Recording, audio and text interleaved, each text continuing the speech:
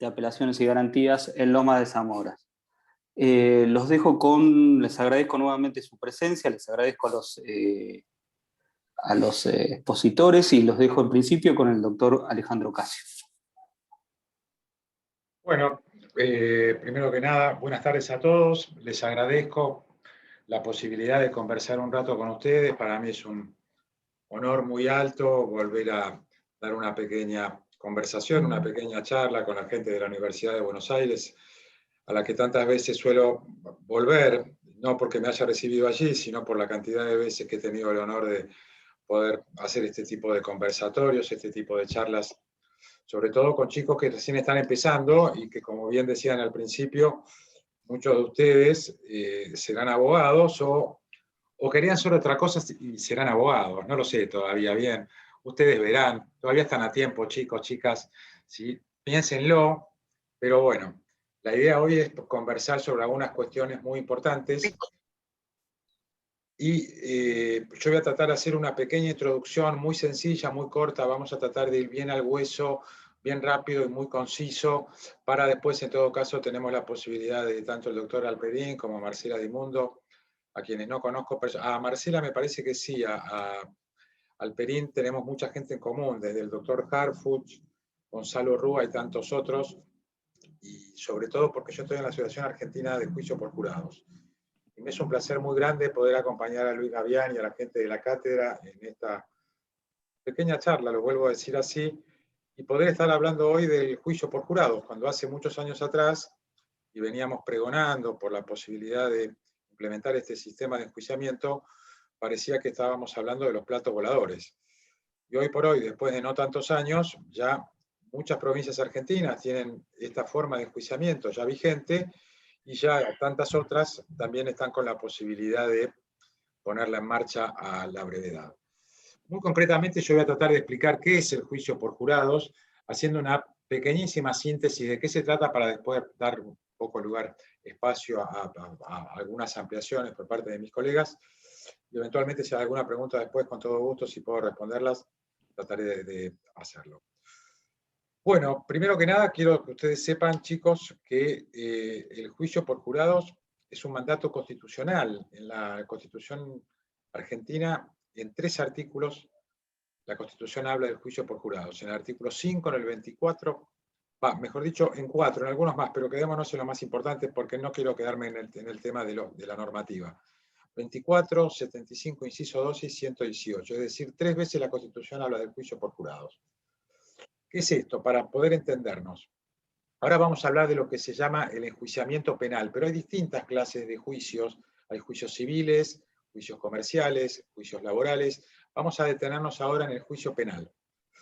Como muchos de ustedes saben, digamos que ordinariamente, históricamente en la Argentina, un juicio penal se definía a través de un juez técnico, 3 jueces técnicos que eran quienes decidían, para hacerlo bien sencillo, si una persona es culpable o no culpable de haber cometido un delito. Todo proceso penal, rápidamente, consta de 2 partes bien diferenciadas. Podría haber alguna más, pero quedémonos con esto.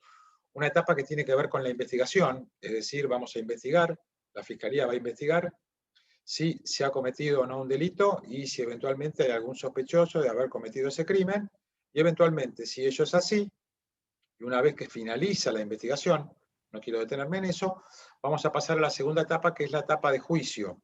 La etapa de juicio donde se va a definir con las pruebas que se han recogido durante la investigación y todo lo que se haga en el juicio, es decir, todas las pruebas que se van a mostrar en el juicio, si esa persona es culpable o inocente, o no culpable, si ustedes quieren, de no haber cometido ese delito que se le está atribuyendo.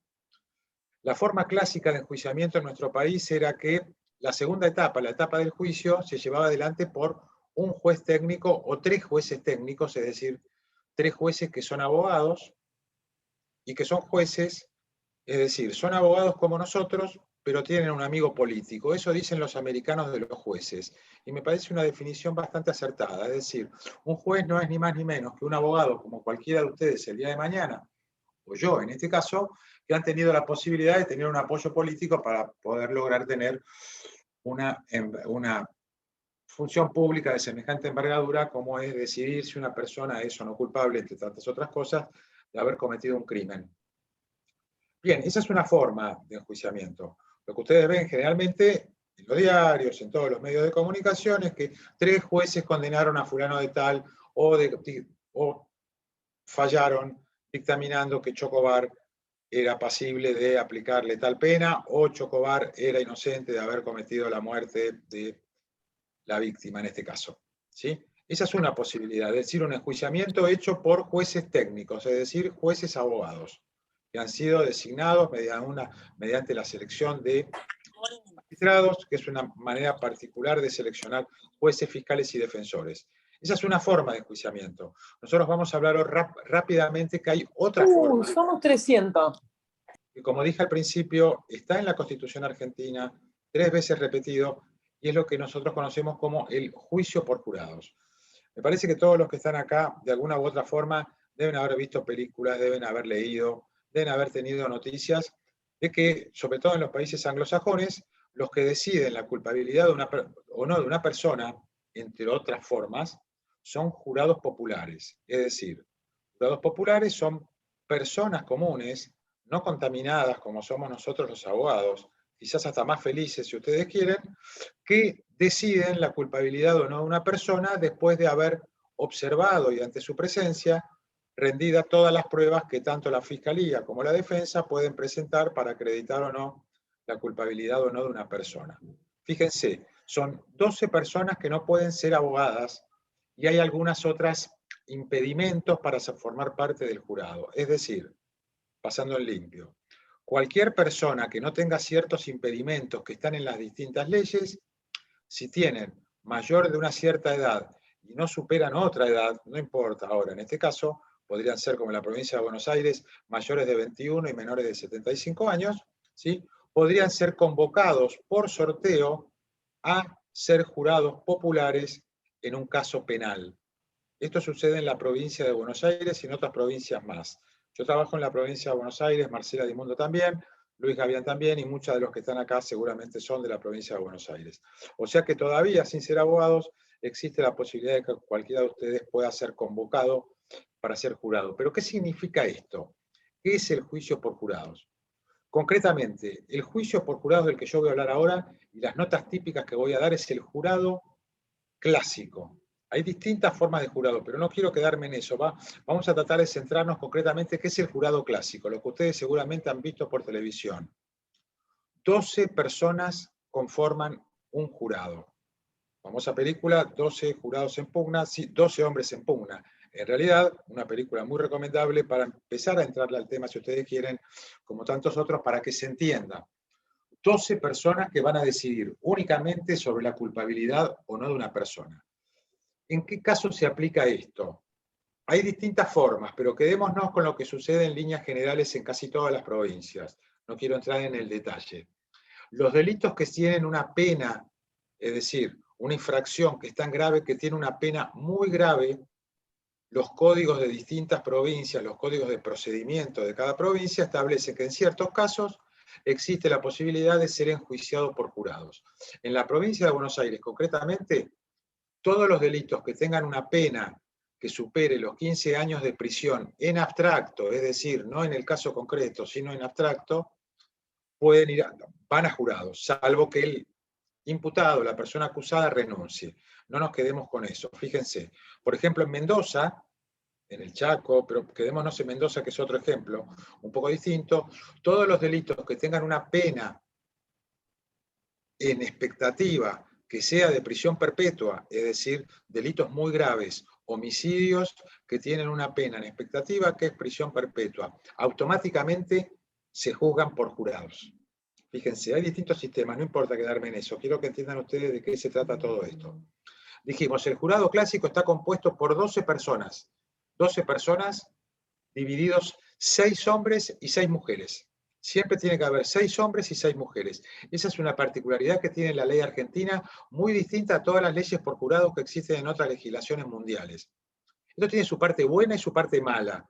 No quiero quedarme en eso, ¿sí? O por lo menos todo lo que yo voy a decir puede ser controvertido. Yo no digo en este caso ni que sea ni bueno ni malo. Digo que la característica en la República Argentina es que por partes iguales van a tener que existir 6 hombres y 6 mujeres que van a configurar ese jurado de 12 personas para decidir, insisto, la culpabilidad o no de una persona. ¿Cómo funciona este jurado? Acá hay una interacción entre un juez técnico, es decir, un juez que es abogado, y los jurados legos, los jurados que no son abogados, y que van a recibir instrucciones, es decir, las reglas del juego se las va a otorgar el juez técnico. Lo paso en limpio para que se entienda un poco mejor. El juicio por jurado funciona en una combinación entre el juez técnico que conoce el derecho aplicable, conoce las reglas, conoce la Constitución, conoce las garantías constitucionales, o deberíamos conocerlo, pero supongamos que sí, demos por sentado que sí, le va a explicar al jurado, una vez que se configure el jurado, qué es lo que tienen que hacer, cómo se tienen que comportar, cuáles son las garantías constitucionales, cuál es el delito que se está atribuyendo al imputado, de una manera clara y sencilla para que el jurado sepa lo que tiene que hacer en cuanto a decidir únicamente luego de observar todas las pruebas que se van a rendir en una audiencia oral y pública, al que el jurado va a estar presente durante toda su producción, y decidir finalmente si la persona es o no culpable. Concretamente, lo que hace el jurado es, con sentido común, decidir si es una persona o no culpable bajo las reglas que les va a dar un juez técnico. El juez técnico conoce la ley, conoce las reglas y les va a explicar al jurado lo que tiene que hacer. Si el jurado hay algo que no entiende, puede hacerle preguntas al juez por escrito, hay una forma, no nos vayamos a ese detalle en este momento, para poder ser explicado un poco más acabadamente de algunas cuestiones que pueden no ser claras. Fíjense, el juez da las instrucciones, el jurado decide la culpabilidad o no de una persona, y el jurado clásico tiene una particularidad que algunas provincias argentinas no la tienen, pero esto es muy importante, que es la unanimidad. ¿Qué significa esto? Que los 12 jurados, luego que termine el juicio, de manera secreta y sin intervención ajena externa, es decir, nadie les puede decir lo que tienen que decidir, si es culpable o inocente, ¿sí? Van a deliberar sin que nadie se entere lo que ocurre en ese lugar donde ellos en secreto deliberan, intercambian opiniones, qué le pareció la prueba que vieron acá, qué le parecieron los testigos, le parece que es culpable el acusado, no es culpable, le creo a este testigo, no le creo. Fíjense, un montón de cuestiones que se van a deliberar de manera secreta, de manera unánime, es decir, los 12 jurados tienen que estar de acuerdo en decidir si una persona es culpable, o de manera unánime también tienen que decidir si la persona es no culpable. Para que se entienda, si ustedes quieren, inocente. Tiene que haber unanimidad. Esto es muy, muy importante porque hace a la riqueza de la deliberación. Piensen ustedes, muy sintéticamente, con todos los, digamos, todos los cuestionamientos que tiene la justicia de jueces técnicos, de la cual yo formo parte y me hago cargo. Nosotros hemos hecho mucho para tener todos los cuestionamientos bien merecidos que nos tenemos. Ustedes no lo saben, pero yo se los explico ahora, que por ejemplo, en un juicio con jueces técnicos, donde hay 3 jueces, si 2 de esos jueces están de acuerdo para una condena, y hay uno de los 3 jueces que dice que la persona es no culpable, el acusado es culpable. Es decir, no se necesita unanimidad, no se necesita 3 de 3. En el juicio por jurados clásico, y esto es muy importante y enriquece muchísimo el debate, tiene que haber 12 votos positivos para la culpabilidad de una persona o 12 votos negativos de culpabilidad para decir esta persona es inocente o no culpable. Fíjense, las 12 personas van a deliberar sin ninguna interferencia del Estado ni de ninguna persona. El jurado lego, cuando digo jurado estoy hablando del jurado lego, es decir, las personas que no son abogadas, no pueden leer expedientes, no pueden leer nada. Simplemente van a decidir con lo que pase, la prueba que pase frente a sus ojos. Es decir, lo que ocurra en esa audiencia oral y pública que ellos van a estar presenciando. Las partes, el fiscal y la defensa, van a hacer preguntas a los testigos, van a exhibir documentos, van a mostrar un montón de evidencias para tratar de convencer a los jurados que la hipótesis de la Fiscalía de condena, supongamos, es plausible porque tengo evidencias suficientes para demostrar a un jurado que más allá de toda duda razonable, esa persona que está sentada en el juicio es culpable de tal delito. Otro tanto hará la defensa según su hipótesis de trabajo. Hay distintas, no me quiero quedar en eso, pero fíjense, también la defensa produce su prueba y luego hace una evaluación final, que sería un alegato, si ustedes quieran, para tratar de convencer, de persuadir a los jurados legos de que la persona a quien defiende es no culpable del crimen que se le atribuye. Características del juicio por jurados. Podríamos seguir hablando mucho más, pero algunas notas típicas porque me parece que no hay mucho tiempo, y esta es una primera aproximación. Me parece que es un buen primer paso para después, a quien le interese, seguir profundizando o seguir haciendo este tipo de charlas instructivas, como para ir abordando el tema, ir acercándonos a algo que, a mi modo de ver, es fascinante, realmente fascinante. Algo muy importante, ¿cómo se eligen esos jurados? ¿Sí? Existe una institución nueva para nuestra idiosincrasia, si ustedes quieren, que se llama la audiencia de selección de jurados, donde el fiscal y la defensa tienen la posibilidad de incidir de alguna manera en qué jurados van a quedar o quiénes no van a quedar, para decirlo con mayor propiedad, en ese jurado de 12 personas. Para ser jurado, ya dijimos, algunos requisitos que se necesitan, no importa. ¿Quién puede ser jurado? Todos los años en la provincia de Buenos Aires la Junta Electoral hace un sorteo por número de documento. Hay un montón de personas que durante un año tienen la posibilidad de ser jurados.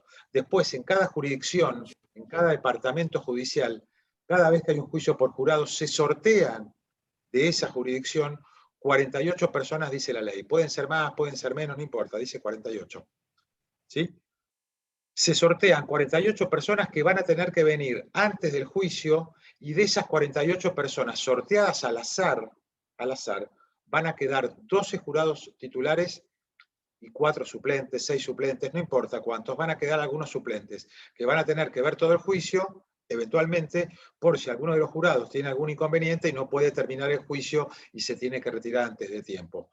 Fíjense, esa audiencia de selección de jurados, tanto el fiscal como la defensa, tienen la posibilidad de hacer preguntas a estos 12 potenciales jurados para poder por lo menos intentar lograr que el jurado quede conformado de la manera más imparcial posible.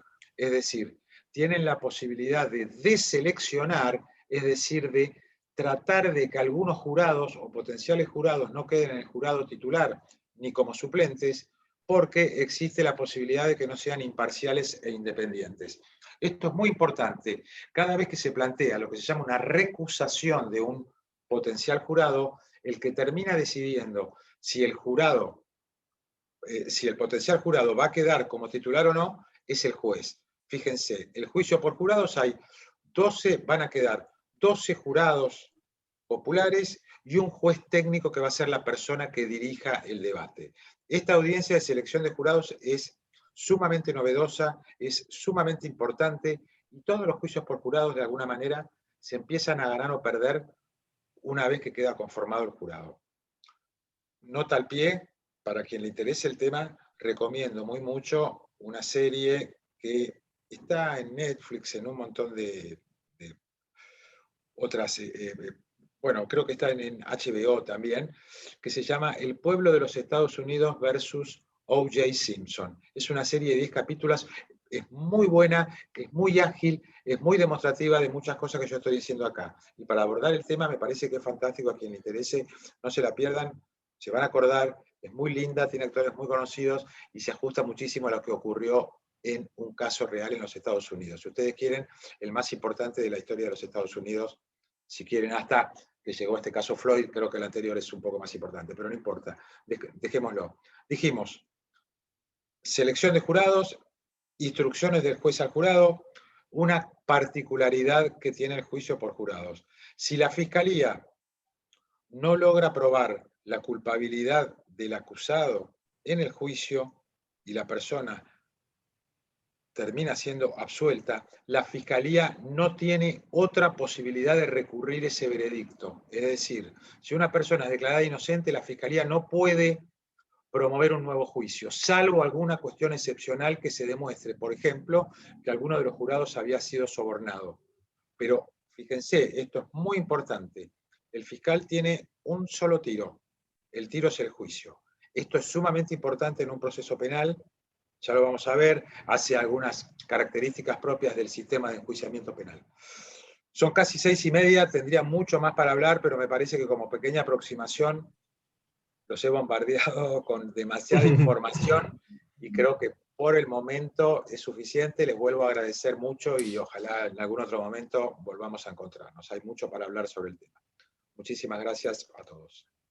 Bueno, muchísimas gracias, Alejandro, y rescato, bueno, nuestra función, que tengamos la posibilidad también de hablar con los estudiantes y nutrirnos también de sus dudas, y es importante que como efectores del Poder Judicial podamos tener este tipo de charlas, lo cual te agradezco enormemente, sabiendo el poco tiempo que tenés. Bueno, le vamos a dar la palabra al doctor Leandro Perín, que es legislador, y es autor del proyecto de juicios por jurados para la Ciudad Autónoma de Buenos Aires. Leandro, te doy la palabra. Gracias, Luis. Marcelo, gracias por la convocatoria a la cátedra. Es una cátedra que me queda muy cerca del corazón. Hasta hace muy poco tiempo éramos la misma cátedra, así que conozco a la mayoría de quienes dan clases. Es un gusto verlos, agradecerles por la generosidad también. Alejandro, Marcela, un gusto estar con ustedes. Luis, un placer que seas el moderador. Podrías estar en mi lugar tranquilamente, en todos mis lugares tranquilamente, y daría lo mismo. Diríamos cosas muy parecidas y me sentiría identificado también. La verdad que tengo un doble rol en este caso, porque por un lado doy clases de estos mismos temas, hablamos de esto, y como Marcelo decía con mucha claridad también al principio, precisamos acuerdos que le den estabilidad a las políticas públicas, que hagan previsible la resolución de los conflictos más graves en nuestra sociedad, que le den legitimidad y credibilidad a las instituciones, que como bien planteaba también Alejandro, no les creemos a muchísimas cosas que hacen, no le creemos el resultado, y aunque las hagan bien, siempre va a haber una parte que va a poner el resultado en donde no le gusta y le va a echar culpas a lo que no cree, ¿no? De eso. Esa grieta de la que tanto habla todo el mundo también está en la justicia. Y lo vemos a diario, sobre todo en los conflictos más graves, en los más graves por el impacto en la sociedad y en los más graves por el impacto en lo que la sociedad ve que pasa, porque hay muchas cosas que impactan gravemente y no nos enteramos, ¿no? Esas cosas que no nos enteramos se resuelven también en la justicia, pero se resuelven de manera oscura, lo que no significa que sea ilegal, pero sí tiene escasa legitimidad porque la justicia no rinde cuentas sobre cómo hace lo que hace y sobre por qué hace lo que hace. Y esa falta de transparencia contribuye también a esta pérdida de legitimidad y credibilidad, y por eso es tan importante lo que el doctor Di Stefano para ustedes, Marcelo para mí, decía al principio sobre los acuerdos para darle trascendencia a las políticas públicas. Ahora lo vemos muy claramente en nuestros cursos, en nuestro curso, en esta materia en particular. No hay acuerdo más importante para organizarnos como sociedad, para decir qué es lo que está bien, qué es lo que está mal, qué prioridades tenemos y qué reglas vamos a aplicar que el de la Constitución Nacional. No. Modificarla es complejo, requiere un acuerdo muy especial, y acordar el texto, el plexo normativo que nosotros tenemos como Carta Magna, por supuesto que requiere también un acuerdo todavía mucho más complejo, ¿no? Esa voluntad popular que se manifiesta en ese texto supremo es el que marca las prioridades que la nación debiera tener, y después los poderes, el ejecutivo, el legislativo y el judicial, al igual que las jurisdicciones, las provincias y las ciudades, debieran tener como misión reglamentar, operativizar esas prioridades que la Constitución establece. Frente al juicio por jurado, yo coincido con lo que Alejandro planteaba. Hace un tiempo quienes debatíamos estas cuestiones en los claustros o en la sociedad parecíamos marcianos. ¿Cómo le vamos a dar a la sociedad? Mucho más en las facultades de Derecho, que nos creemos que somos los dueños del saber jurídico y que nadie más que quienes tenemos el título, ni que hablar los que estamos en la UBA, ¿no?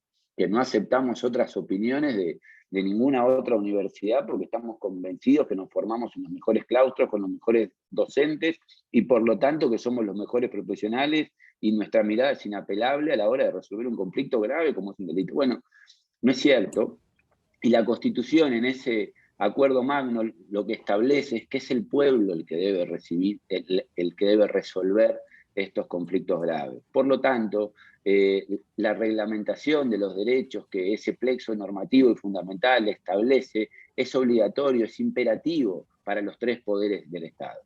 Sin embargo, tanto la Nación desde 1853 como mi ciudad, desde el momento que es autónoma, que es el año 1994, sin perjuicio que la Constitución es del 96, establece que esta obligatoriedad, por lo tanto, quienes legislamos estamos en deuda. Fundamentalmente estamos en deuda, no estamos asegurando un derecho que la Constitución establece. Desde la técnica que el juicio por jurados propone, coincido con lo que ha dicho Alejandro, probablemente Marcela explore todavía más en qué significa de manera técnica el juicio por jurados, cómo se resuelve el conflicto. Hay variantes, hay matices, por supuesto. Yo les compartí ahí en el chat el proyecto que he presentado en la ciudad, que se parece mucho a lo que el doctor Casio planteaba, fundamentalmente porque es uno de los modelos en los que nos inspiramos en la ciudad de Buenos Aires, porque tomamos la experiencia de la Asociación Argentina de Juicio por Jurados, porque los hemos invitado a los debates en la legislatura, porque hemos trabajado mucho con Mario Juliano, un juez que lamentablemente falleció el año pasado de la provincia de Buenos Aires, impulsor también, pero un analista, un estudioso del resultado, como quienes integran esta asociación en general, y ahí lo que hemos podido producir fundamentalmente en el debate en la legislatura es un acuerdo. Es eso que hablaba antes Marcelo.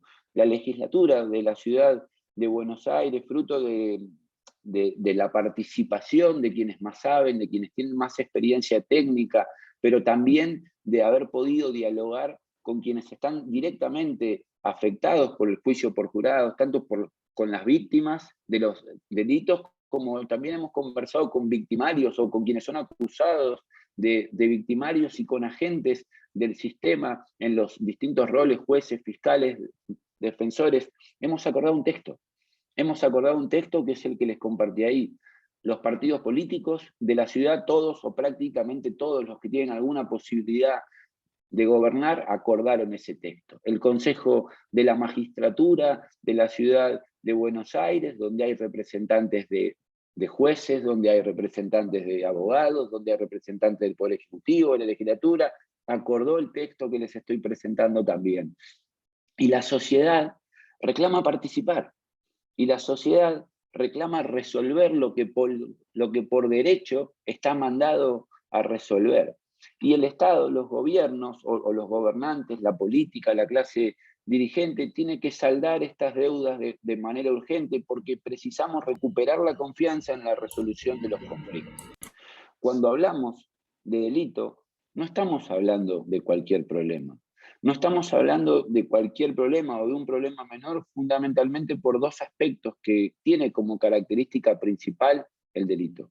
El primero es a quien daña.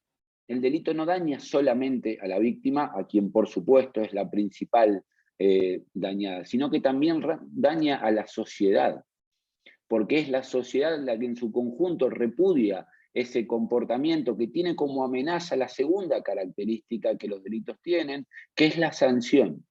A diferencia de otros conflictos que nuestro sistema judicial atiende y que ustedes van a explorar durante estos años en la facultad, los delitos tienen como respuesta judicial una sanción que es la más grave que nuestro ordenamiento jurídico puede aplicarle a una persona que viola la ley. Esa sanción es la pérdida de la libertad.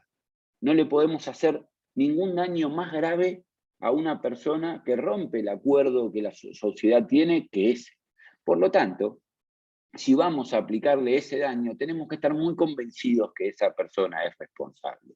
Tenemos que estar muy convencidos, tenemos que estar muy comprometidos con ese proceso que lleva desde la denuncia, pasando por la investigación a la sanción.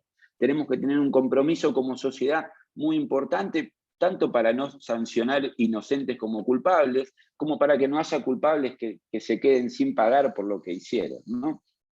No hay mejor manera para recuperar la confianza en la justicia, para recuperar parte de la legitimidad que el sistema judicial ha perdido, que darnos no, en mi caso, porque soy abogado y como bien dijo el doctor Casio, no participaríamos de los tribunales populares, pero sí darle al conjunto de la sociedad la posibilidad de resolver estos problemas tan graves y de decidir quién es responsable y quién no.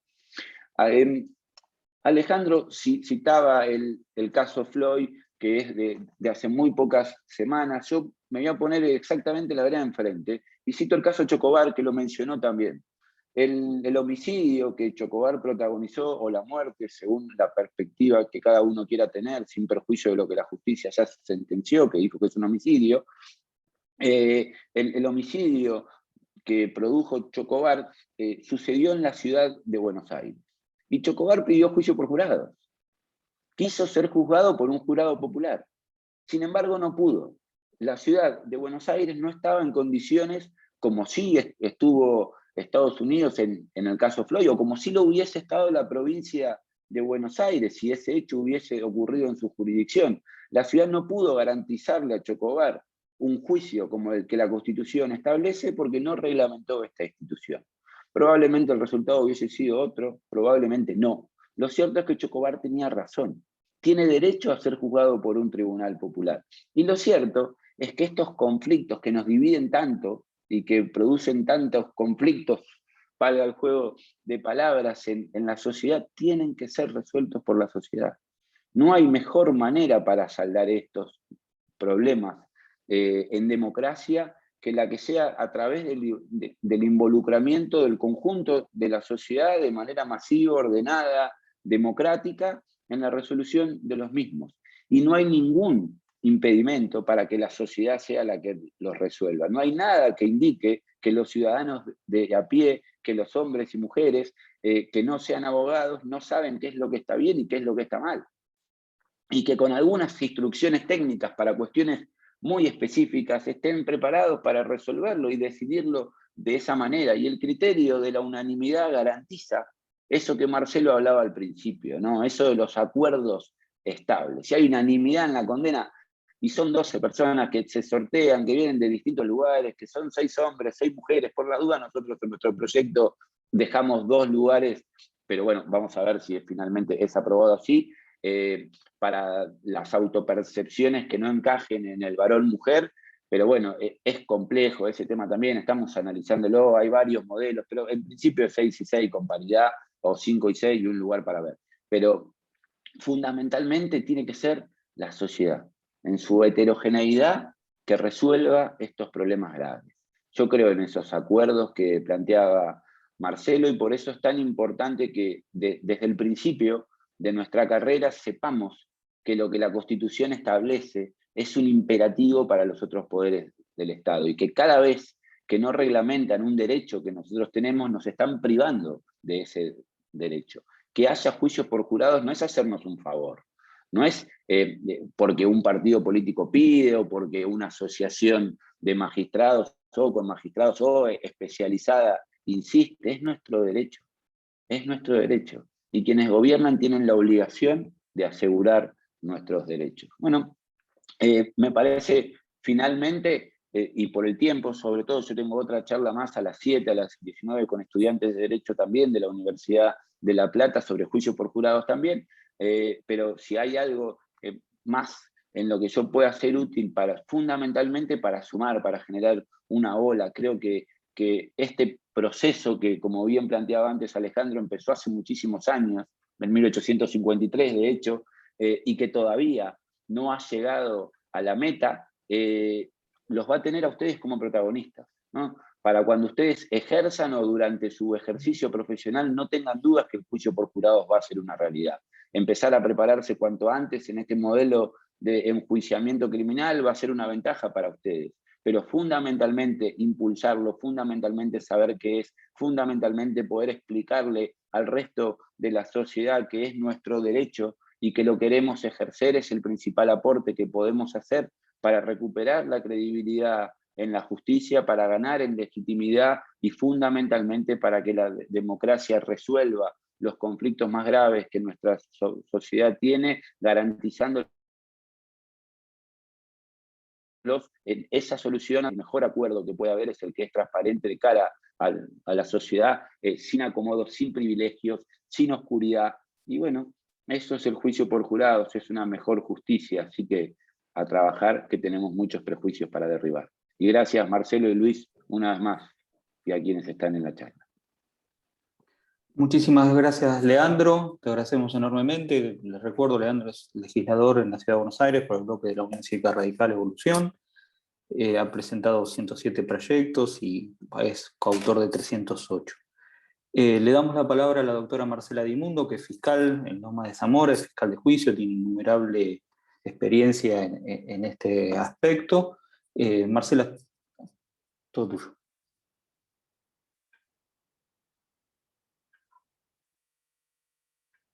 Marcela. Muchas gracias, Luis. Agradezco profundamente la invitación. Y bueno, esto de estar en último término en este panel con personas tan especialistas como la que hemos escuchado, tanto Leandro, Alejandro, la verdad que me es un gran desafío. Bueno, les digo que estoy acostumbrada a grandes desafíos. Y si bien hace muchos años que trabajo de fiscal de juicio, mi mayor desafío fue enfrentarme a un jurado popular. La verdad que hace mucho tiempo que litigo ante jueces profesionales y creo que hice más o menos 28 juicios por jurados, y ese desafío de estar ante personas que al principio parecen reticentes, que están como apuradas, como que quieren decirte que tienen otra vida, que tienen trabajo, otras inquietudes, pero con el devenir, con el desarrollo del juicio, con el devenir de las horas, realmente se van de otra manera.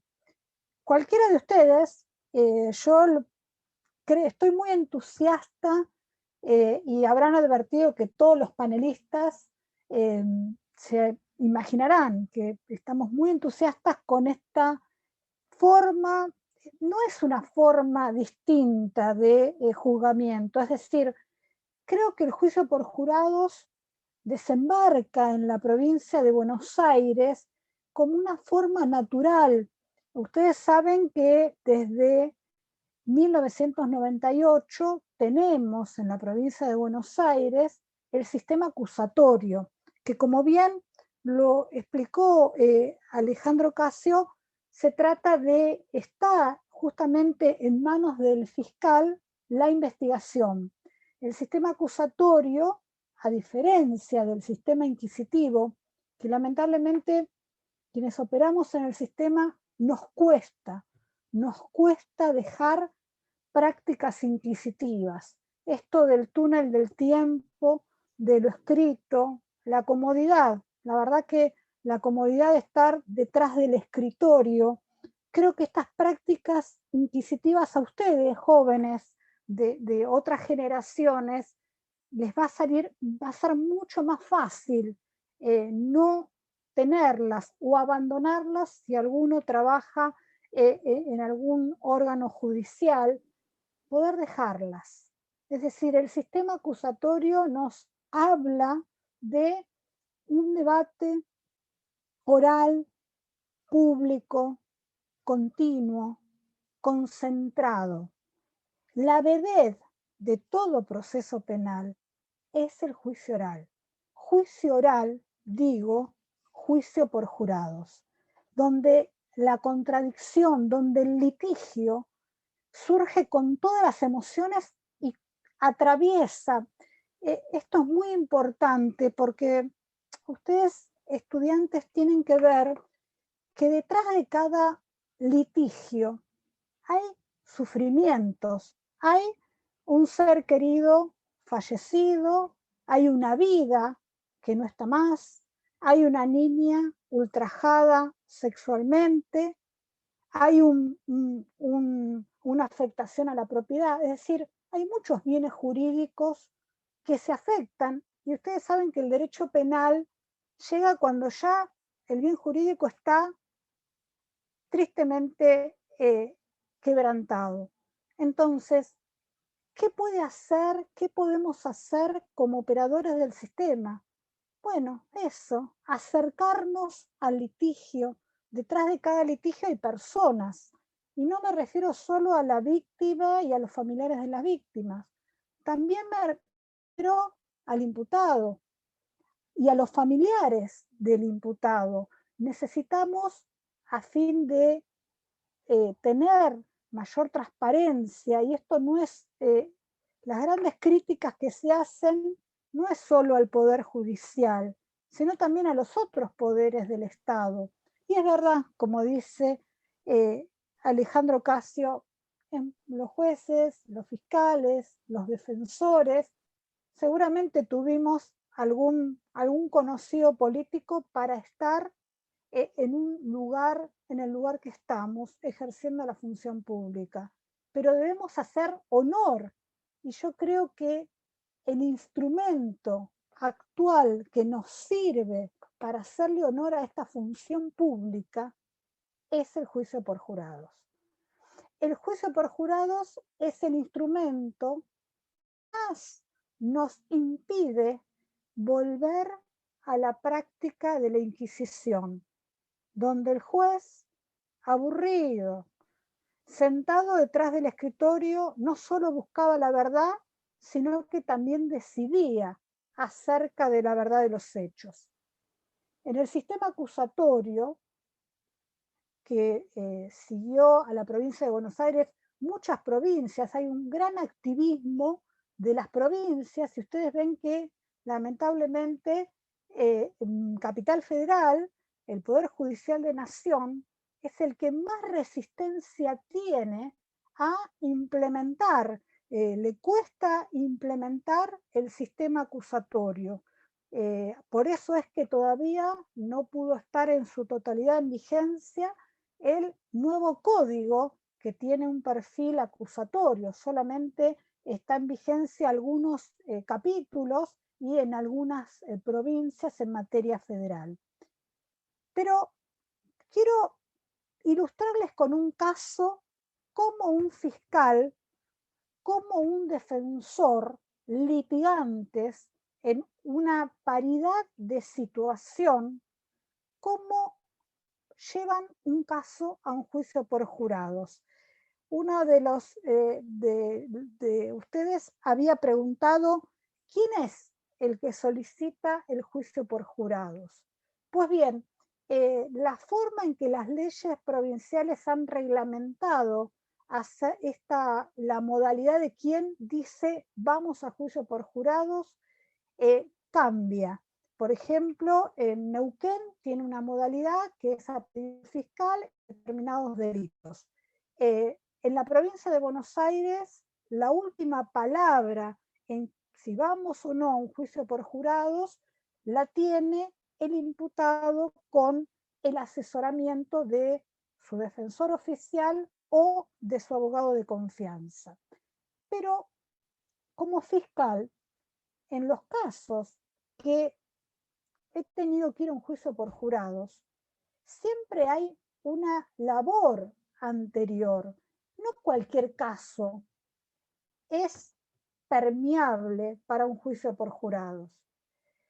Preguntaban si le conviene o no al acusado ir a un juicio por jurados. Y eso depende. Depende de estrategias que tenga cada litigante. En mi rol de fiscal, la estrategia es tratar de, antes de llegar al juicio por jurados, de acuerdo a la prueba que se ha recolectado durante la investigación, ver cómo estoy parada.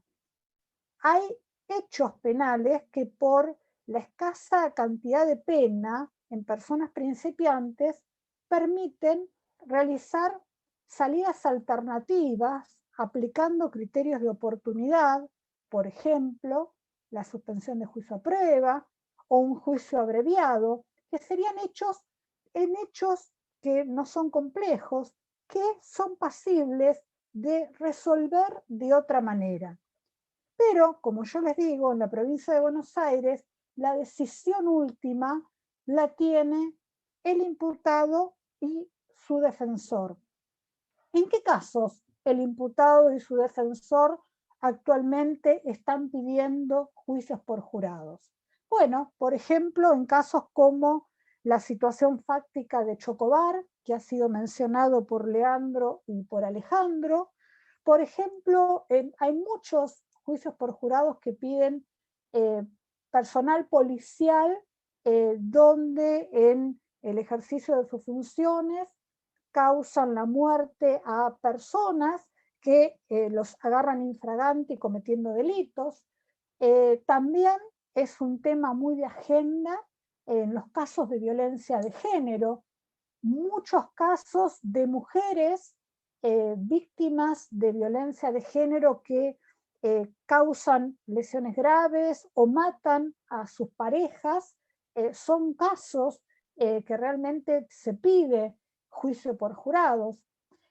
Esto depende de la estrategia. En casos donde hay mucha orfandad probatoria, los defensores también piden juicios por jurados. Pero acá está la contracara.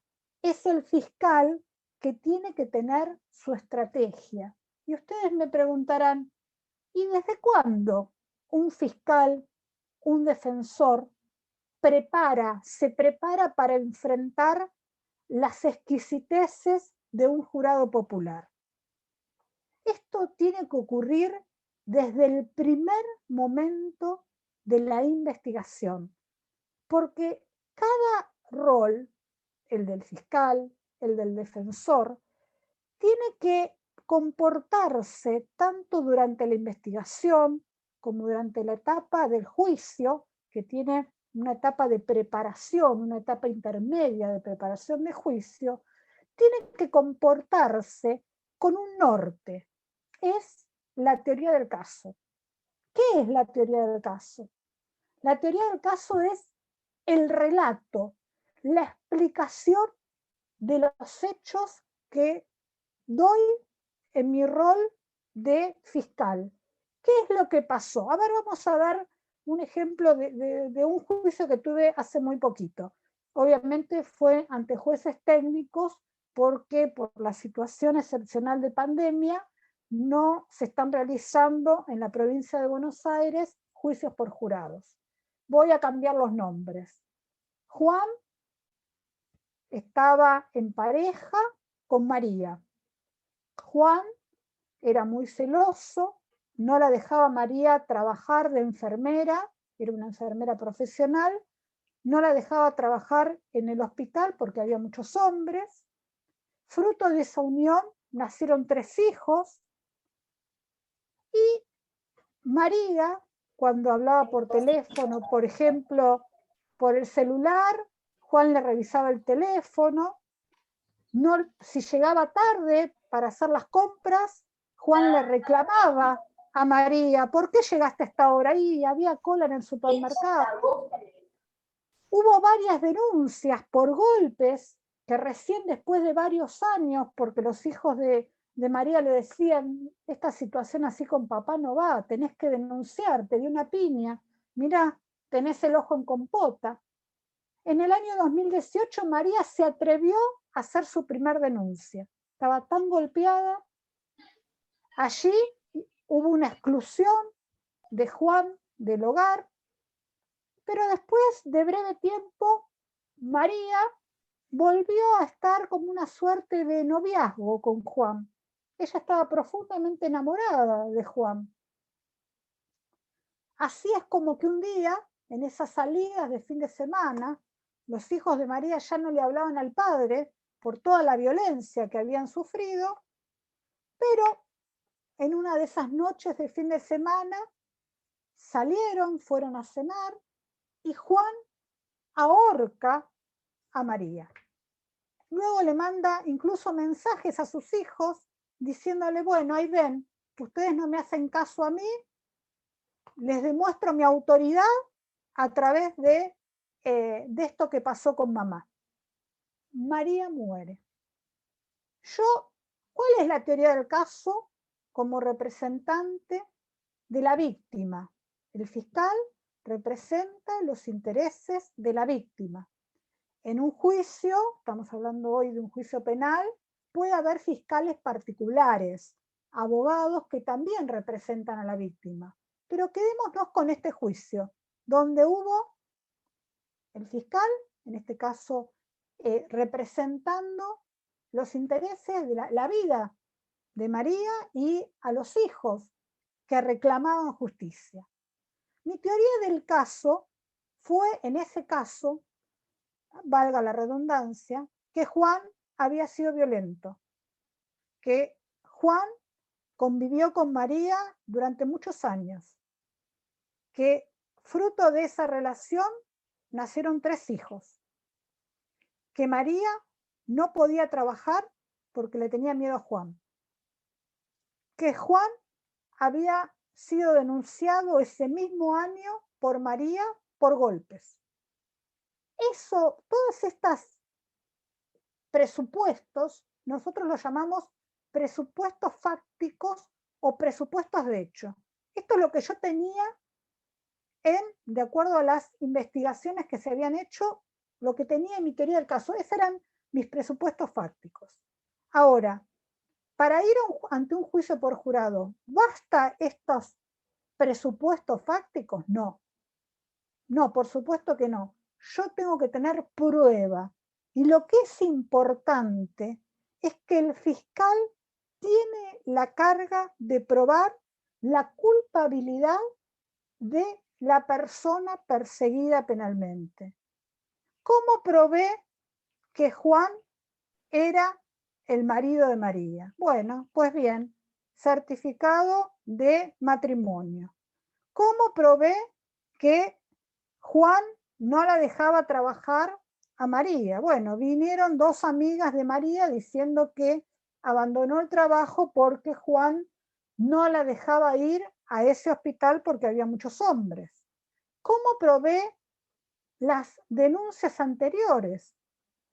No solo a través de ver si existían esas denuncias, sino también el relato de los propios hijos que contaban la violencia que había sido objeto su madre por las golpizas de su padre. Entonces, a los presupuestos fácticos que tenía en mi rol de fiscal, le agregó la prueba. Para preparar, si esto hubiera sido un juicio por jurados, hay en la etapa intermedia una audiencia donde el juez técnico se sienta con las partes en una audiencia y se litiga acerca de la admisibilidad de la prueba. No toda la prueba es conocida por el jurado popular, solo aquella prueba que sea prueba limpia, primero, limpia en el sentido de va a ser válida aquella prueba que fue lograda sin afectación de garantías constitucionales. A ver, si yo logro obtener, supongamos que no la ahorcó de manera manual, sino que le pasó un latiguillo para ahorcarla, y yo encuentro en el auto de este señor Juan el latiguillo, el medio que utilizó para ahorcar a María, pero no pedí la autorización judicial del juez para que me habilite a la requisa, bueno, entonces esa cosa, ese latiguillo, bien puede decirme la defensa en la audiencia, no puede ingresar este medio utilizado porque no se respetaron las garantías constitucionales. Todo eso se habla en la audiencia, que nosotros la llamamos también audiencia multipropósitos o audiencia del artículo 338, donde las partes, el pleito va acerca de qué prueba se va a realizar en el juicio ante el jurado popular. Pero en esa discusión, no cualquier prueba el juez va a permitir ingresar, sino aquella prueba que tenga que ver con la teoría del caso de cada parte. Porque a esta teoría del caso de Juan y María, que sostiene el caso de la Fiscalía, hay una teoría del caso de la defensa. Supongamos que la defensa de Juan dice, sí, es verdad, no voy a discutir que Juan mató a María, pero lo que digo es que la mató porque Juan encontró a María con un amante, con Pedro, y estuvo tan obnubilado por esa situación, una situación tan inesperada, que lo mató. Entonces supongamos que acá, en este caso, la defensa plantea una situación de conmoción de ánimo, un estado de emoción violenta, que es una suerte de un homicidio atenuado. En cambio la Fiscalía no, la Fiscalía va con todo, diciendo que no solo es un homicidio agravado por el vínculo, sino que se trata de un femicidio, porque Juan no solo era la pareja de María, sino que también la muerte causó la afectación al bien jurídico vida a través de un contexto de violencia de género. Entonces, ahí ven como cada parte va diciendo qué prueba se va a valer. Prueba de cargo es la que está en contra de la persona acusada.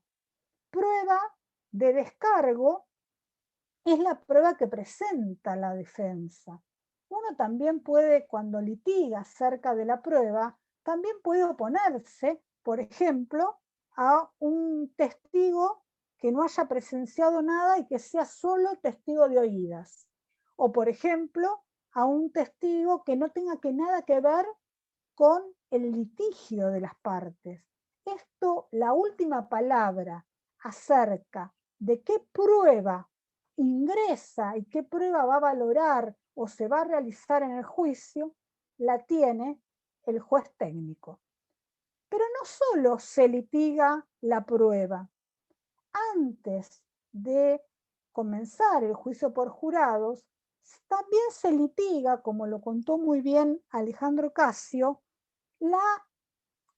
la imparcialidad. Esto es algo importante, porque chicos, ustedes vean que yo, la verdad que cuando se instauró el juicio técnico ante jueces técnicos, llegó un momento que uno ya sabía como litigante lo que pensaba cada juez respecto de determinadas calificaciones legales, determinados criterios, cuando había o no algún eximente. Y llega un momento que uno ya sabe los criterios de los jueces técnicos. En cambio, ante un juicio por jurados, las personas son completamente desconocidas.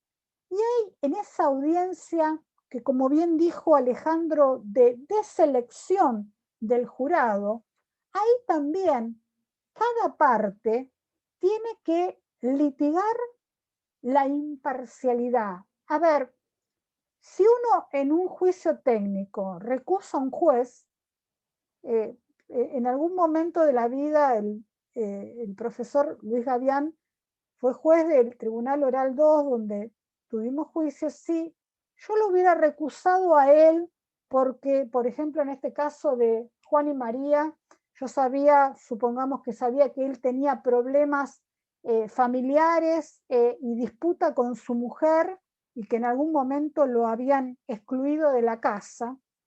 Yo ni se me ocurriría plantear alguna recusación, porque eso para un juez profesional es como un agravio terrible. Sin embargo, el sistema de juicios por jurado está planteado de manera tal que se litiga, se desmitifica la imparcialidad y cualquier temor a parcialidad hace que el litigante trate de quitar a esa persona dentro de los potenciales jurados. Doy un ejemplo para que esto sea más claro. Hay una audiencia que se llama de selección de jurados. Allí se hacen unas preguntas a todas esas personas, a esos ciudadanos que fueron sorteados, pero las preguntas que el fiscal y el defensor realizan no realiza cualquier tipo de preguntas. Tienen que realizar preguntas para ver si qué personas estarían a favor de su propia versión de los hechos. Si yo en las personas que están para ser sorteadas como jueces en mi caso, advierto que hay alguien que que tuvo un problema y que tiene un conflicto familiar en un tribunal de familia, y que la mujer le hizo una denuncia simplemente o una exposición porque no había entregado en horarios a sus hijos o que no había pasado alimentos. Esa persona que ya tiene un conflicto interno familiar, ¿sería permeable a mi teoría del caso? Que estoy diciendo que Juan es violento y que Juan mató a María. Seguramente no. Yo voy a intentar recusar a esa persona porque no quiero que esté en el jurado. Yo voy a tratar de sacar a las personas que no aceptarían mi relato de los hechos. Por eso lo que digo es que en realidad yo no elijo quién va a estar sentado en el jurado. Lo que yo puedo hacer como litigante es decir quién no quiero que esté sentado en el banquillo del juzgador. Y esto también se litiga. Y esto hace que tanto el fiscal como el defensor tienen que tener muy claras sus teorías del caso. La teoría del caso no se improvisa. Por eso cuando la compañera preguntaba ahí el compañero a quién le conviene, y el defensor sabrá.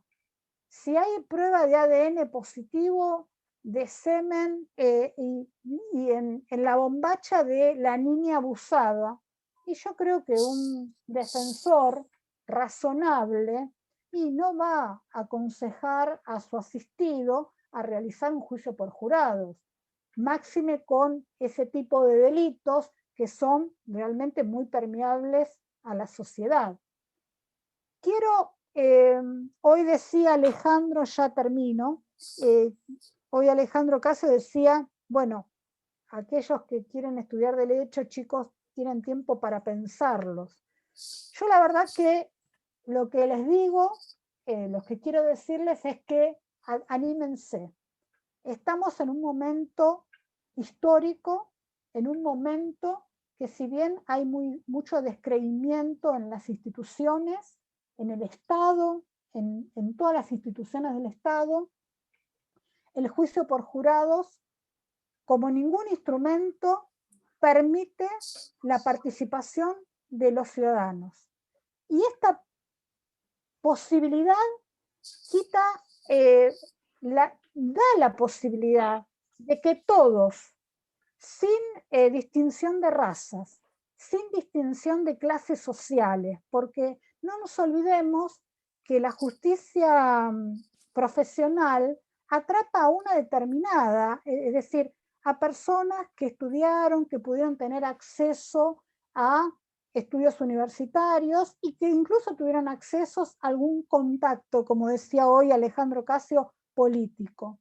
Acá no. El juicio por jurados hace que todos puedan participar. El almacenero de la esquina, la ama de casa, la persona el empleado administrativo, ustedes, todos pueden participar en el engranaje judicial. Eso le va a dar mayor transparencia a la justicia. También le da una frescura terrible. Abandonemos esa forma de hablar que nos distancia aún más de la gente. El lenguaje tiene que ser llano, claro. Esta dogmática jurídica, esta teoría del delito, que bueno, lo digo que muchos años también soy de la UBA y estudiando la teoría del delito. La verdad que está bárbaro hacer dogmática, pero todo se puede explicar de manera más sencilla. El doble eventual, y expliquemos cuando Juan tuvo la intención de causar la muerte a María, si la dejó sin oxígeno, si lesionó el cuello. Expliquémoslo con palabras sencillas. Además, el juicio por jurado, ya termino, es importante porque amplía no solo las diferencias sociales, incluye a todos, sino que también permite a personas de distintos géneros. Yo creo, sinceramente, que en nuestro estado, en los lugares de mayores decisiones, siguen estando ocupados por varones. Y a mí me parece que esto de que haya 6 mujeres y 6 varones hacen que el litigio sea resuelto con una pluralidad. Esta pluralidad que estamos buscando de sociedades donde haya igualdad de género. Además, el juicio por jurados también permite que se incluyan a personas, a los pueblos aborígenes. Hay leyes, por ejemplo, en Chaco que expresamente se tienen en cuenta a los pueblos originarios, para que ellos también juzguen cuando hay una persona acusada de algún pueblo originario. Por eso estoy tan entusiasmada y espero que en estos minutos los haya contagiado. Muchas gracias. Muchísimas gracias, Marcela. Muy clara tu exposición. Bueno, si quieren hacer preguntas, el doctor Gonzalo Pena quería hacer, que compañero nuestro en la cátedra, quería hacer una pregunta. Gonzalo.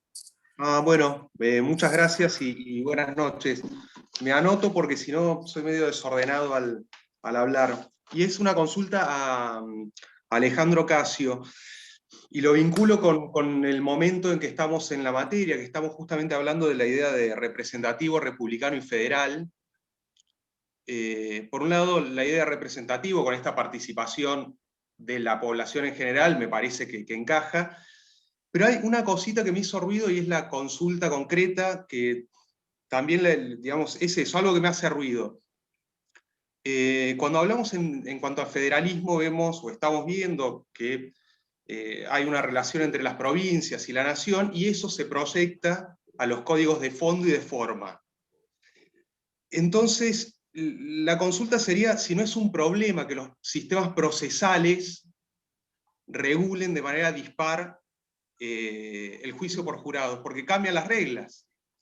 Es decir, de acuerdo a lo que mencionaba, en la provincia de Buenos Aires, si es para delitos de más de 15 años, y en Mendoza para perpetua, ya se cambia una de las reglas de juego.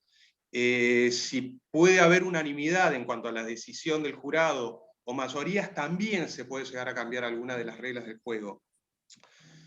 Y si pensamos en el juicio por jurados, como digamos, arrancó tu presentación, que decíamos, bueno, viene de un mandato constitucional y mencionaste varios artículos, creo que podría, me parece a mí, leerse en clave del mismo artículo 5 de la Constitución, que dice que los sistemas o las provincias se comprometen a respetar el marco o el esquema constitucional. Una discusión similar se puede pensar acá en la provincia de Buenos Aires con el Ministerio Público, ¿no? que está bajo una misma esfera. Lo pienso en esa clave, y el problema con la Constitución Nacional. Pero la consulta concreta, y perdón la voltereta, es si no puede ser problemático que quede solo, digamos, bajo el marco de la potestad de que las provincias, a través de sus sistemas procesales, reglamenten el juicio por jurados, porque esto podría cambiar las reglas para cuándo aplicarlo y cuándo no. No sé si se entendió la consulta. Perdón.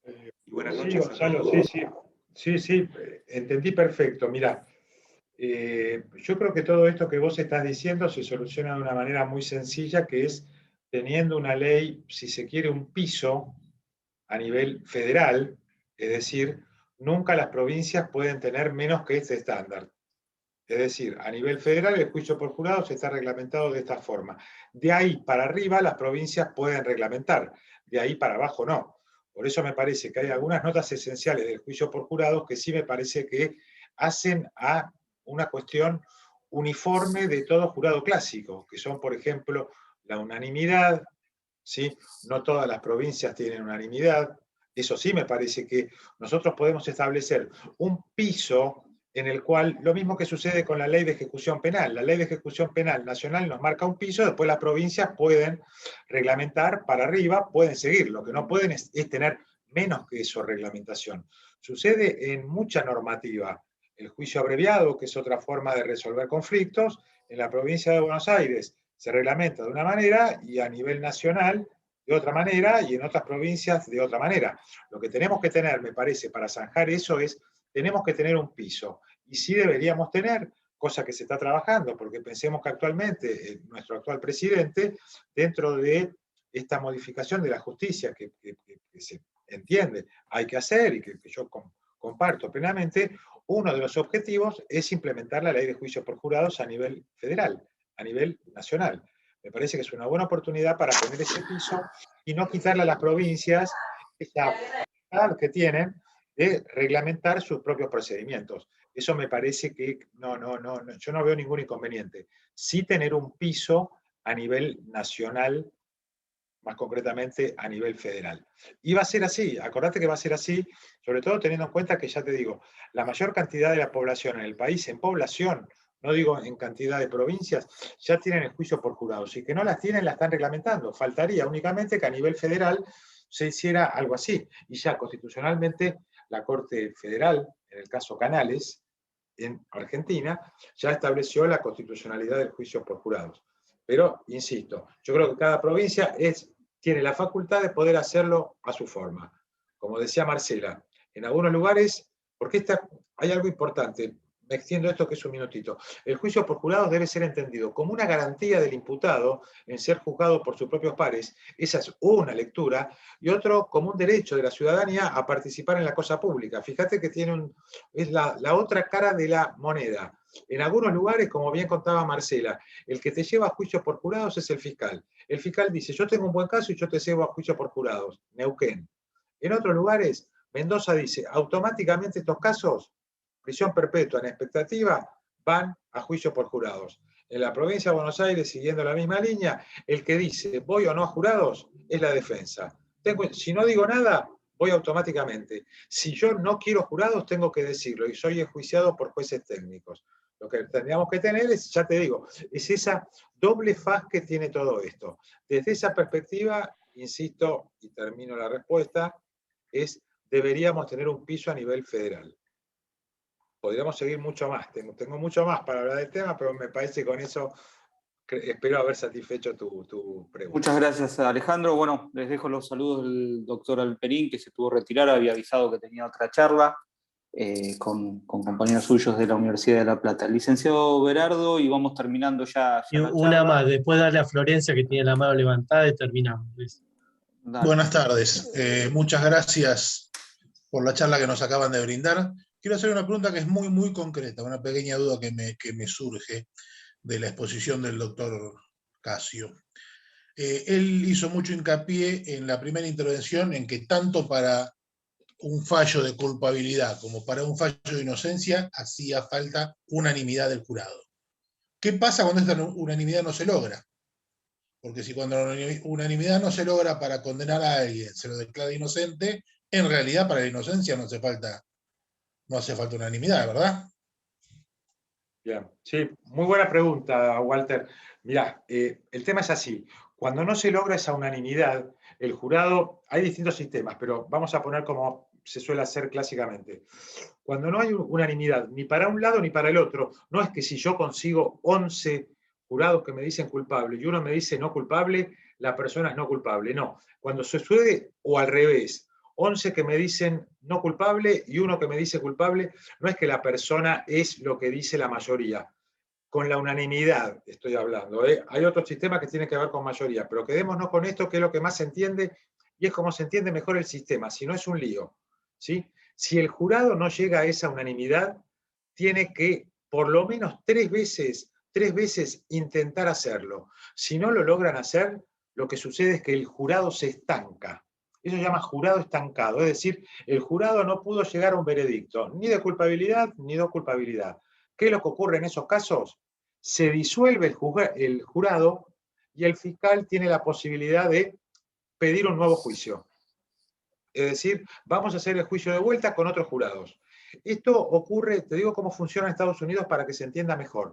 A veces la defensa no tiene un buen caso, en Estados Unidos y en los países anglosajones, no tiene un buen caso para ganar, pero tiene un caso que lo puede trabar y puede tratar de trabajar para el estancamiento. Yo he estado en Estados Unidos y lo hemos hablado con litigantes americanos. No tengo un caso para ganar, es decir, no voy a lograr la inocencia, pero sí voy a trabajar para que el jurado se estanque. Porque si se estanca y tenemos que hacer un nuevo juicio, yo defensa voy a estar en la situación de decirle al fiscal, mirá que el caso que vos tenías, que pensaba que era muy fuerte, no es tan fuerte. Y en Estados Unidos llevar a una persona a juicio por jurados es caro, es incordioso, tiene un costo político muy grande. Y a veces la defensa se ve en un mejor lugar para poder lograr un acuerdo abreviado, es decir, un reconocimiento de culpabilidad por un delito menor. El caso no lo podía ganar nunca, pero puedo llegar a un acuerdo en cuanto a que la pena me puede convenir mucho más. Pero el fiscal puede decir, no, vamos a hacer el juicio otra vez. En la Argentina únicamente el juicio se podría volver a hacer una sola vez. En Estados Unidos, para que veas la diferencia de sistema, porque es bastante complejo, el fiscal, si el jurado se estanca 5 veces puede volver a hacer el juicio. Y la persona no es que es declarada no culpable. No, el jurado no pudo llegar a unanimidad. Perfecto. Trataron de una vez, 2 veces, 3 veces. Señor fiscal, ¿usted qué va a hacer? No, quiero insistir con el juicio. Perfecto. Este jurado se va a la casa, la persona sigue o no detenida, eso lo vemos, pero el juicio se vuelve a hacer. Y el fiscal tiene una nueva chance. Fíjense hasta dónde, ¿no? Todo depende de los sistemas. Pero la pregunta tuya es muy buena porque eso se llama jurado estancado. ¿Qué puede suceder? Pero puede ser que el jurado necesite a veces alguna instrucción o algo que no entendió para destrabar eso, para destrabar, porque a veces también depende de las mayorías, ¿no? Pensemos ustedes que en la deliberación los jueces no lo sabemos, pero en realidad de repente están 11-1. Si deliberan un rato más, tal vez esos 11 convenzan al 1 o siga trabado, o pueden pasar muchas cosas, pero fíjense que están muy cerca de la unanimidad. Y para mayor ilustración, insisto, 12 hombres en pugna es lo que vos estás diciendo. 11 personas dicen, el resultado es este, y hay una que dice que no. No te spoileo el final, pero tiene que ver con lo que vos estás diciendo. ¿Cómo sigue todo? La vi, así que no me spoileo porque la vi. La conoces. Bueno, me alegro entonces. Pero bueno, eso se llama jurado estancado. Pregunta muy interesante, Walter. Muchas gracias. Tenemos 2 últimas preguntas. Les pido a Alan y Florencia. Florencia primero, después Alan, que las hagan, así las contestan y vamos cerrando la charla. Florencia. Profe, quería saber, buenas tardes a todos, ¿por qué en el caso de Chocobar fue negado el derecho a acceder a un juicio por jurado? Y en ese caso, cuando se niega, ¿hay una sanción por negar ese derecho? Bien. Y Alan, ¿cuál es tu pregunta? Bueno, la mía también era referido a ese caso y, bueno, teniendo en cuenta los artículos mencionados, quería saber si existe alguna vía por la que se pueda exigir a las autoridades competentes llevar a cabo la reglamentación pertinente, paralelamente presentando un recurso de amparo para aplazar la encarcelación en este caso. Y, por otra parte, si este caso se puede considerar como un precedente con la fuerza suficiente para lograr tal reglamentación de manera más expedita. Bueno, le doy la palabra a los dos, Alejandro y a Marcelo, a medida de despedida para cerrar la charla. Sí. Adelante, Marcela. Bien.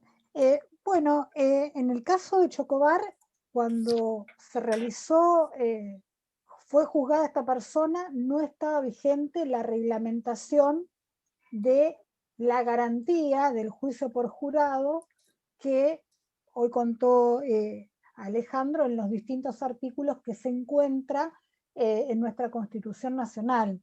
Por eso es que no fue juzgado a través de esa forma, a través de un jurado popular.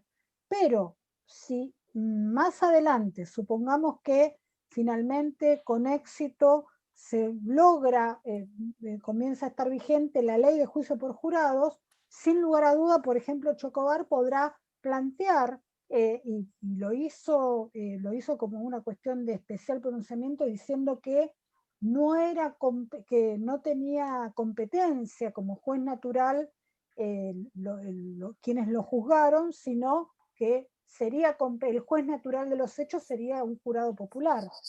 Si comienza a estar vigente esa ley, creo que podría a través de alguna acción de revisión, si el fallo de él queda firme, podría tener éxito. Pero lo que pasa es que mientras que no esté reglamentado y mientras que no haya a nivel federal una ley que reglamente el juicio por jurados, cada provincia va a tener que manejarse con las leyes que tiene. Estamos en un estado federal, ¿no? Y esto hace que por ahora no puede tener suerte Chocobar. No sé qué quiere agregar Alejandro, seguramente te cedo la palabra.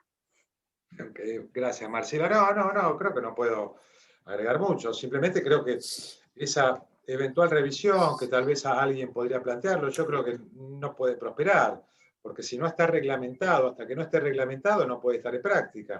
Imagínense ustedes que si cada persona que va a hacer un juicio va a plantear, yo quiero juicio por jurado, pero en la capital federal o en la ciudad autónoma de Buenos Aires actualmente, para llamarlo con propiedad, o en alguna otra provincia no está, bueno, el día que esté, quiero que se revea y que se haga un nuevo juicio, ahora lo quiero por jurados porque en la Constitución está. Piensen que esto que estábamos hablando, creo que algunos, no sé si Marcela o el doctor Alperín, o Luis o Marcelo lo dijeron, está en la Constitución desde 1853.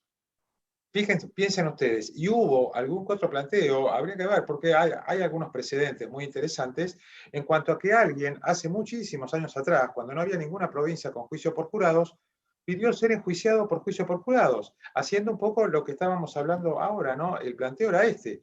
¿Por qué me van a juzgar jueces técnicos si la Constitución, ni más ni menos, está diciendo que el juicio por jurados es el enjuiciamiento natural de este tipo de casos? Fíjense hasta dónde.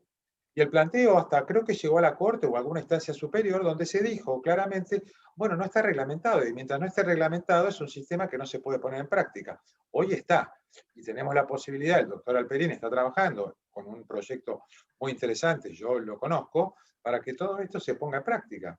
Y me parece, como insisto, al existir dentro, si pudiéramos tener un piso a nivel federal, cosa que es difícil, porque es muy difícil, ¿eh? Nosotros estamos trabajando desde la asociación, nos han preguntado opinión, ¿qué delitos se integrarían a nivel federal? Que sería para otra charla especialmente. Los funcionarios públicos, a mi modo de ver, deberían estar. La justicia federal enjuicia muchos casos de funcionarios públicos. ¿Los funcionarios públicos aceptarían, como funcionarios públicos, aceptarían ser enjuiciados por jurados populares? Pregunta. La respuesta, huelga, en mi caso, cada uno que extraiga lo que quiera. ¿Sí? ¿Se someterían? Les doy un dato a nivel informativo. Esto es, en todas las jurisdicciones donde existe juicio por jurados, hubo un intento de que los funcionarios públicos fuesen a juicio por jurados. En ninguna prosperó. En ninguna prosperó. Fíjense ustedes, qué mejor sería que los funcionarios públicos estuviesen sometidos en cierta clase de delitos, no en todo, no, por supuesto, no todos los delitos, pero delitos de una cierta gravedad de un funcionario público, que es mejor de ser enjuiciado por la ciudadanía no especializada o no especialista. Pero bueno, a lo que agregó Marcela, poco tengo para agregar, no está, y me parecería que no sé qué suerte hubiese tenido Chocobar en un juicio por jurados. Parecería en principio, y la práctica indica, que el concepto de legítima defensa, el jurado popular, lo estira un poco más que lo que solemos hacer los jueces técnicos. Es decir, el concepto es más laxo. La legítima defensa a veces se prolonga un poco más en el tiempo, no es necesario esa proporcionalidad que exige la norma, esto es muy específico, pero para pasarlo en limpio, los jurados populares a veces, en ciertos casos,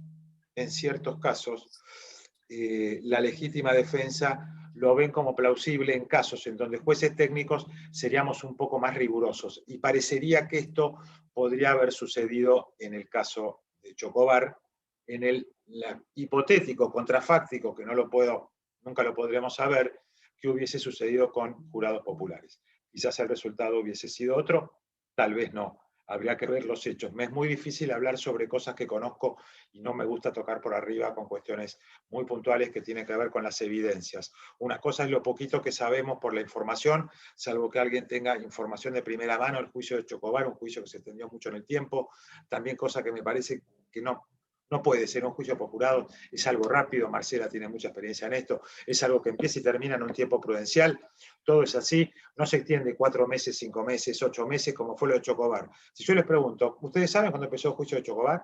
Hace mucho que empezó, recién terminó ahora, pero hace bastante que empezó. Fíjense, mucho inconveniente en el medio y bueno, para charlar hay muchos temas, no quiero extenderme mucho más, gracias.